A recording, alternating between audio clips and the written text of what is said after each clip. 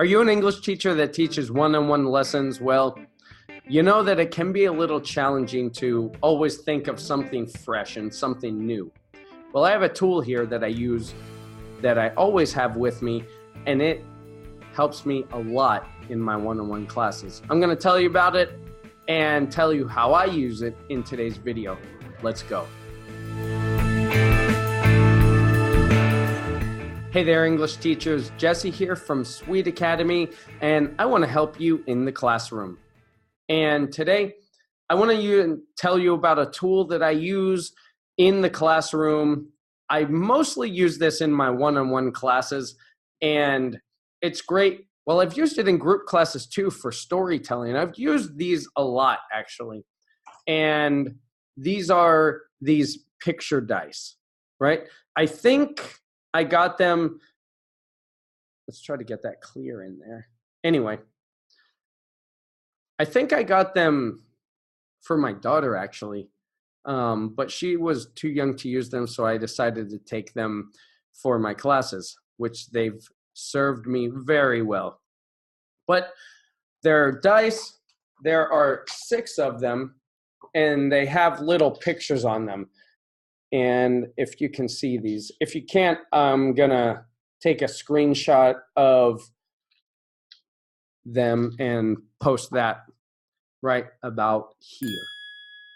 But let me tell you a couple ways I use them. First, I've used them in classrooms, like with groups of students, mostly adults. This works great with adults.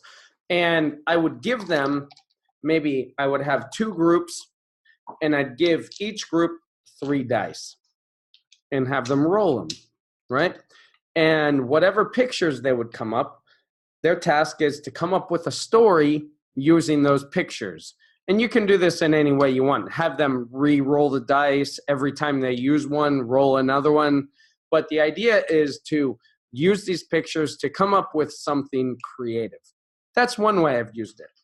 But in this video, I want to show you how I use them in my one-on-one classes.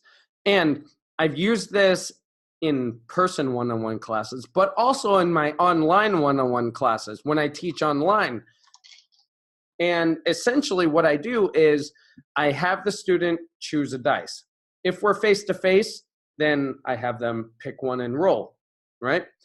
If I'm teaching online, I show them, I have them choose from number 1 through 6.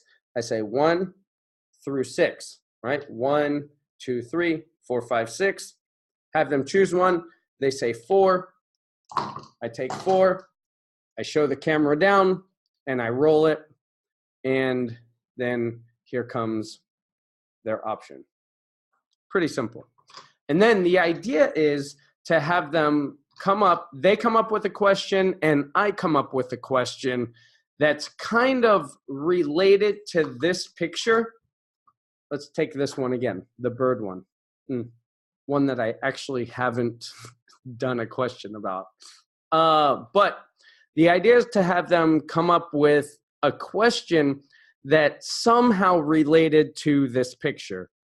And I don't want it directly related. What I want is that to be indirectly related to this picture. So it couldn't be like, what's your favorite bird? Or do you like birds? Or something like that.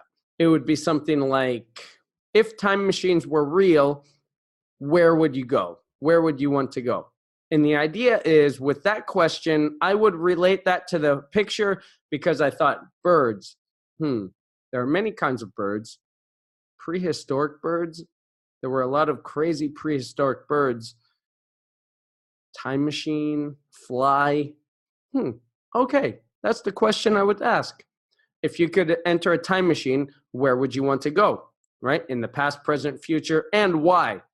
And then the extra special touch of this activity, especially for more advanced students, is the idea is to have them ask you the question and then, based on your answer, ask follow-up questions. So before the activity, I talk about follow-up questions, right? Which means take the answer and then ask another question based on that answer. right? Follow-up. You know what follow-up questions are. So this is a great way to build conversational skills, because a lot of English classes, it's just this, the teacher asks a question and the student answers. The teacher asks another question, the student answers. Well, this is a chance to flip the roles, and the student will ask questions, and I let the activity go on until it kind of naturally kind of tapers off, which generally is usually around 15 to 20 minutes, which is a great conversation. They're building conversation skills, asking questions, asking follow-up questions, and it strikes up some really unique and cool conversations that we don't normally have. This is a great language builder.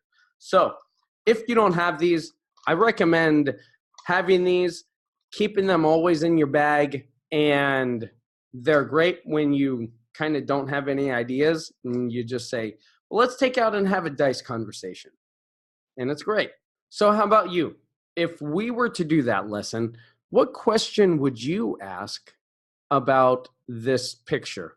What question would you ask? An indirect question that is somehow related to this picture. Let me know in the comments below, and let's get some good conversations going based on your questions. If you like this video, if you like this idea even a little bit, then consider hitting that subscribe button and the bell so you can be notified every week when I upload a new lesson. Keep teaching and keep learning. Thanks for watching. I'll see you next time.